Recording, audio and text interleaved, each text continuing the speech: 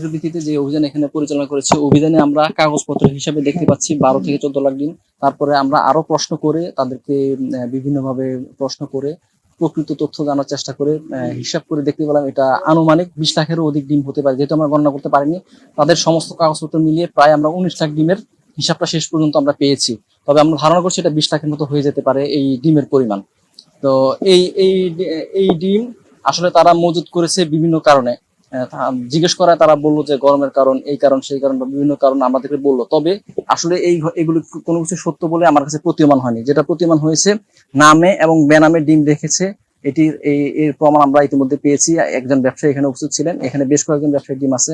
নামে বেনামে ডিম যে রেখেছেন তার প্রমাণ পেয়েছি আমরা এইভাবে যে একজন ব্যবসায়ী একজন, কিন্তু অন্য আরেকজন ব্যবসায়ী নামে বা অন্য নামে ডিম রেখেছেন, কিন্তু সেই ব্যবসায়ী ডিম নিতে এসেছেন। এতে বোঝা যায় তারা নামে বেনামে ডিম রাখছেন বা বিভিন্ন কারণে ডিম রাখছেন, সিন্ডিকেশন করছেন, অথবা মজুত করে বা যেই ধরনের কৃত্রিম কারসাজি বা সংকট তৈরি করতে যে ধরনের পদক্ষেপ নেওয়া প্রয়োজন বা যে ধরনের অপচেষ্টা করার প্রয়োজন, সেই অপচেষ্টাগুলো তারা বা সেই কৌশল তারা অবলম্বন করছেন বলেই আমার কাছে প্রতীয়মান বা আমাদের কাছে প্রতীয়মান হয়েছে। এবং এর উদ্দেশ্যটা ছিল মূলত ডিমের বাজারটা অস্থির করা, সংকট তৈরি করা এবং দাম বৃদ্ধি করা।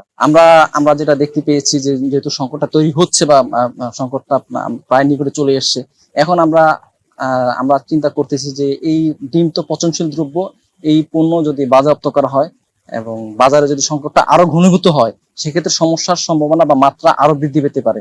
তো সুতরাং আমরা যেটা করছি যে তাদেরকে অল্প কিছু সময়, সেটা 3 দিন হতে পারে বা 1 দিন হতে পারে, 2 দিন হতে পারে, অল্প কিছু সময় দিয়ে খুব দ্রুত স্টকটা সেল করে বাজারে যাতে ডিমের সরবরাহ স্বাভাবিকভাবে রাখে, যাতে ডিমের দাম সাধারণের নাগালে চলে আসে, এই ধরনের পদক্ষেপগুলো আমরা নিচ্ছি। আমাদের জানা মতে নরসিংদীতে কোনো গোডাউন নেই, কিন্তু নরসিংদীর পার্শ্ববর্তী জেলা বা অন্যান্য জেলায় কোল্ড স্টোরেজ থাকতে পারে।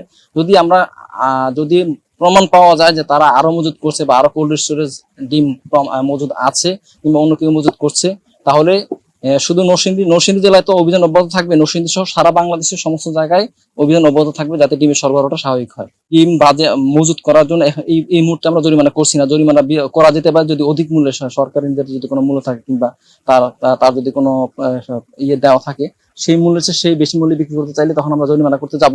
তবে বৃহত্তর স্বার্থের কথা চিন্তা করি, যেহেতু 14 লাখ ডিম, এখানে আসলে জরিমানা করলে সেই জরিমানাটা অপর্যাপ্ত হতে পারে। তার চেয়ে বরং বাজারে সরবরাহ স্বাভাবিক করে দামটা নিয়ন্ত্রণে নিয়ে আসাটাই আসলে মূল লক্ষ্য ছিল। এলো খবরের কাগজ, নিখাত, নির্ভীক, নিরপেক্ষ।